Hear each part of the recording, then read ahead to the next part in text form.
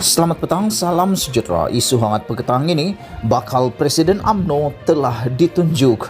Berita sepenuhnya, ada sesuatu yang menarik mengenai pelantikan Datuk Seri Ismail Sabri Yaakob sebagai Timbalan Perdana Menteri TPM yang baru.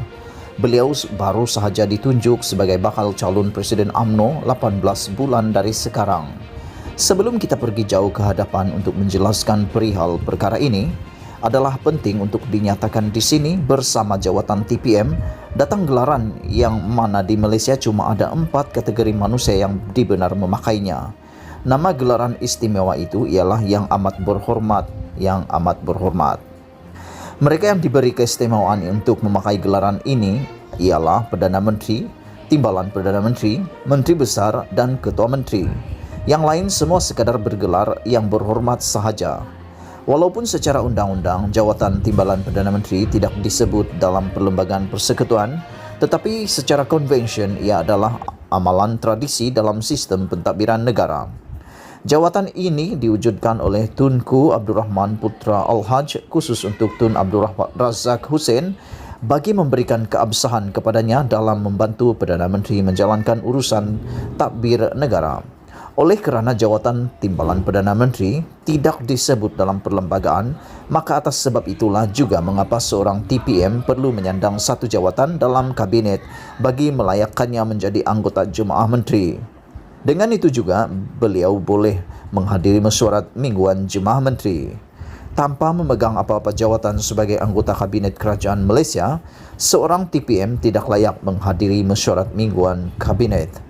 Selepas Tun Razak menerajui kerajaan Malaysia, beliau pun meneruskan tradisi yang dimulakan oleh Tunku dengan melantik Tun Hussein On sebagai Timbalan Perdana Menteri.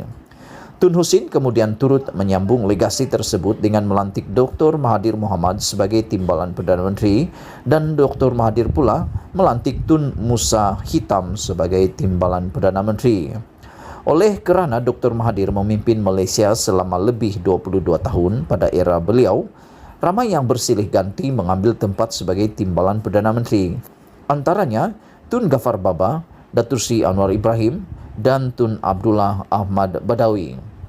Abdullah pun kemudiannya meneruskan tradisi itu apabila beliau menjadi Perdana Menteri dengan melantik Datuk Seri Najib Tun Razak sebagai Timbalan Perdana Menteri, dan apabila Najib naik, beliau pula melantik Tan Sri Muhyiddin Yassin sebagai Timbalan Perdana Menteri, dan selepas itu Datuk Seri Dr. Ahmad Zahid Hamidi. Apabila Dr. Mahathir kembali sebagai Perdana Menteri untuk kali yang kedua, beliau sekali lagi meneruskan tradisi itu dengan melantik Datuk Seri Dr. Wan Azizah Wan Ismail sebagai Timbalan Perdana Menteri. Hanya apabila Muhyiddin muncul sebagai Perdana Menteri ke-8 tahun lalu, beliau menjadi Perdana Menteri yang pertama tidak melantik Timbalan Perdana Menteri, sehinggalah situasi politik menjadi kalut dan akhirnya minggu lalu, beliau membuat keputusan untuk mengembalikan jawatan Timbalan Perdana Menteri dengan melantik Ismail Sabri Yaakob. Maka akhirnya kita semua dapat menyaksikan kemunculan semula penyandang kerusi Timbalan Perdana Menteri. Jadi apakah kelebihan Ismail sebagai Timbalan Perdana Menteri? Banyak. Dengan jawatan tersebut, beliau sebenarnya telah ditunjukkan sebagai pemimpin masa depan partinya sendiri. Ini sekaligus membuka laluan kepada beliau mengorak langkah sebagai calon utama Presiden UMNO 18 bulan dari sekarang.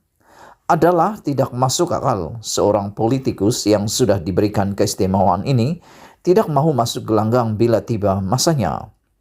Dengan kelebihan yang beliau ada sebagai yang amat berhormat Timbalan Perdana Menteri, beliau boleh dengan mudah meyakinkan bahagian-bahagian UMNO bahawa inilah dia bakal presiden kalian semua.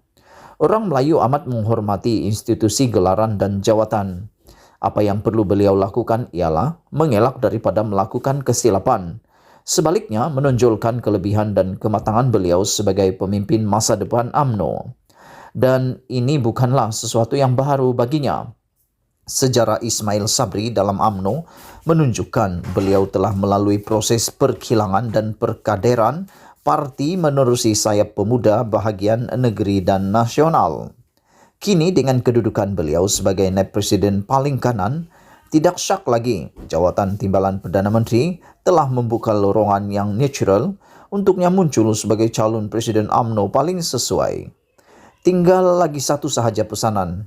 Jangan buat silap sepanjang tempo 18 bulan ini sudah.